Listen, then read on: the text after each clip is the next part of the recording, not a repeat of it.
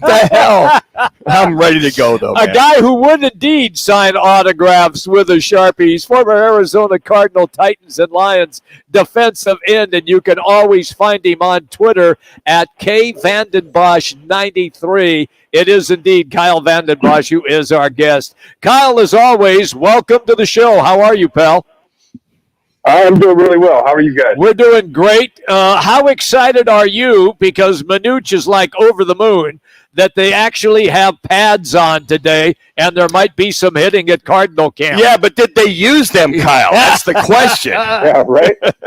Right. Yeah, I'm telling you, I can still remember. I think my favorite day of the year was when we finally got to put pads on off-season teams, and it is so long. That it never really feels, particularly for linemen, it never really feels like football until you get the pads on. And, I was excited yesterday that they were going to put pads on because they were allowed to, and was a little disappointed that they didn't. But I think we will know a lot about this team by watching how they practice, how physical they are with pads. It was, one of the first things that Jonathan Gannon talked about was how violent of a sport it was, and how physical this team was going to be. And, all the indications we get coming out of the Cardinals is they're, going to be a run-first team. A lot of their runs are probably going to be downhill between the tackle runs. And so, I'm really curious to see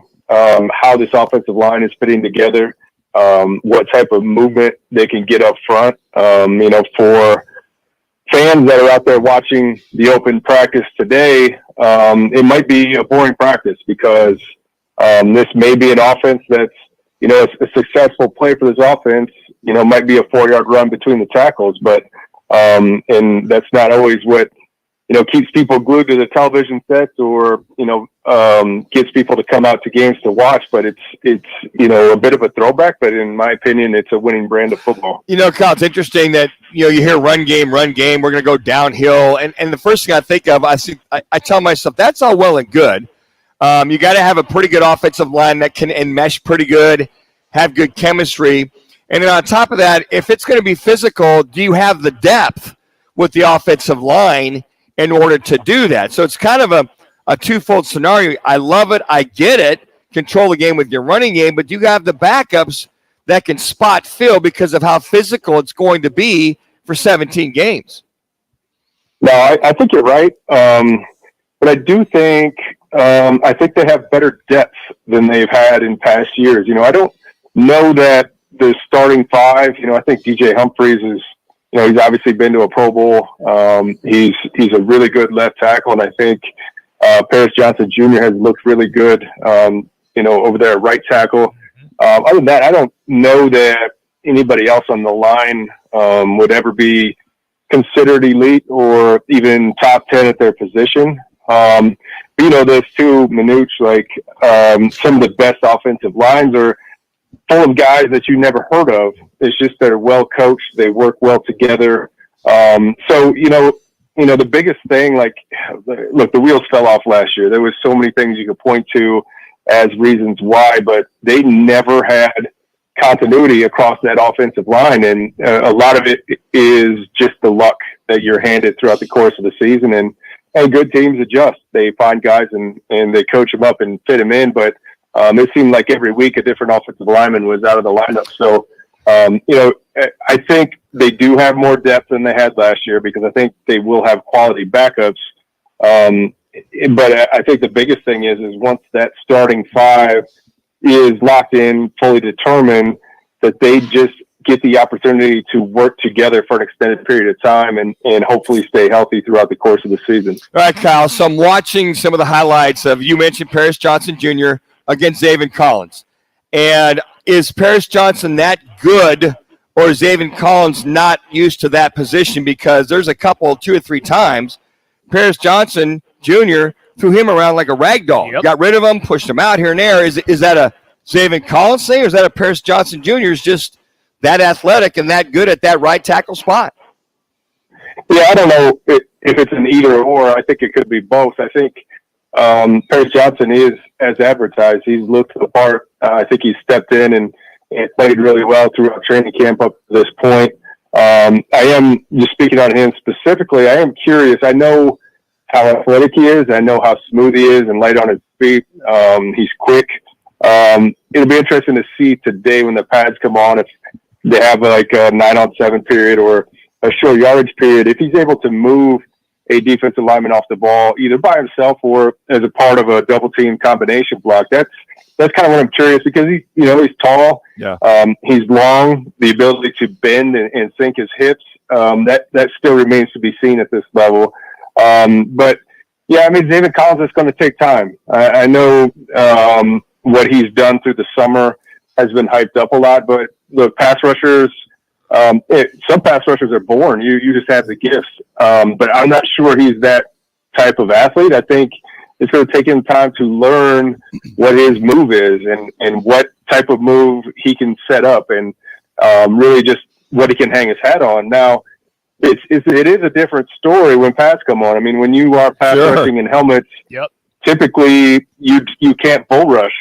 And I'm not saying Zaven is going to bull rush Paris Johnson Jr., but if you have in your repertoire, that pretty much sets up anything else you want to do. If they aren't worried about getting run over or you sticking your helmet in their chest and driving them back into the pocket, it's so much easier for those offensive linemen, particularly offensive tackles. So, we'll see how that matchup shakes out. But, I expected slow progress and growing pains with Zaven Collins as he learns a completely new position. Kyle Vanden Bosch is our guest on the Right Toyota guest line. Let me follow up then, Kyle, with what you're discussing here. If indeed this experiment is not working by preseason game number 2, do they change course and switch him back to his more natural position at linebacker? I don't know, because I don't know at this point on this roster which guy is going to step up and provide more production. I mean, even if he isn't super productive, with the exception of the success that Dennis Gardeck had in limited reps one season, they don't have that guy on the roster. I mean, it's not like there's somebody with a proven record in the NFL that is backing up Zaven Collins. So, quite frankly, I expect there to be growing pains all across this roster and throughout this season. And that's not to say that there's been any regression, because I am optimistic about the future of the Arizona Cardinals. I just don't know that we'll see immediate results this year. You take, for example, even Colt McCoy, who's a polished vet, who's been referred to as a player coach and has been in just about every offense. He's had his struggles throughout this training camp. And a lot of it is the new terminology and the completely new system. And if Colt McCoy is struggling right now, you have to assume that every player on the roster is really, struggling with learning this new system. So, I do expect the team as a whole, they will show good things. They will be disciplined, but I think that, for example, Kirk Cousins just talked about he finally feels comfortable in his new offense. He had a lot of success. They won a lot of games last season. They made it to the playoffs, had one of his better statistical years, but he didn't feel like he had a full grasp of the offense last year. So you have to imagine that these quarterbacks and running backs, wide receivers, everybody on that side of the ball, it's going to take them some time to really feel comfortable in this new offense. Well, and Cal leads me to, watching, you talk about backups to Zaven Collins. You got Cameron Thomas and Myjai Sanders. I look at Cameron Thomas. He looks a little bigger to me. He looks like maybe a slimmer version of one Kyle Vanden Bosch from back in the day. But I watch him work, and you watch, the highlights and all this stuff. You watch both of them. Thomas went back to San Diego. He got after it. Sanders got after it in the offseason. So when you watch those two, and let's say Zaven Collins starts to struggle, who would be the odds on to pop in there? Or would be a combination of all three of them? Yeah, it's probably some sort of combination. I mean, the truly good pass rushing teams don't have one or two guys. You rotate, keep your ends fresh, keep your inside guys fresh, so that they're not getting beat because they're tired. I mean, defensive line is tough, and I expect there, even if a couple of those players separate themselves as starters throughout the course of the game, the reps get split up pretty equally between the guys that are dressed. I mean, you don't have that many defensive line dressed on game day, and so everybody's got to split up the reps. So, I think everybody will get that opportunity. And it is interesting to try to guess whether Cam Thomas or Myjai Sanders, which one will take a big step, or maybe both will take a big step, or maybe neither. But it's concerning to me. We're early in camp. Myjai Sanders already, he's been missing valuable reps.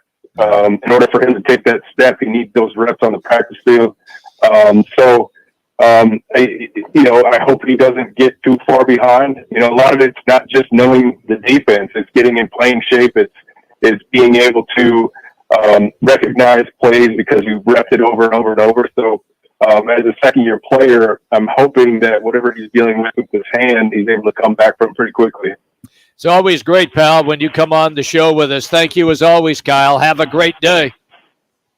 You guys too. I appreciate it. Okay, Kyle Vanden Bosch. There you go. And you can always follow him on Twitter at KVandenBosch93. And he is presented